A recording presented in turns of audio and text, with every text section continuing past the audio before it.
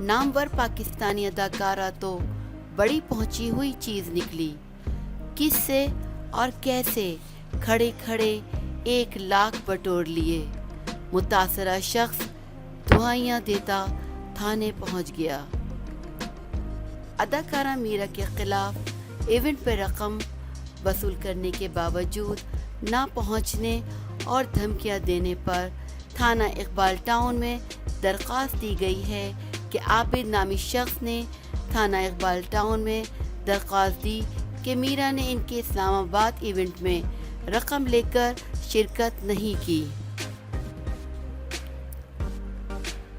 میرا کو 1,00,000 advance in کے والد کے ذریعے دیا اور کراچی سے اسلام آباد کی ٹکٹیں بھی دیں، لیکن میرا تقریب میں نہیں پہنچی اور اب میرا رقم بھی واپس نہیں کر رہی اور جان سے مارنے کی دھمکیاں بھی دے رہی ہیں۔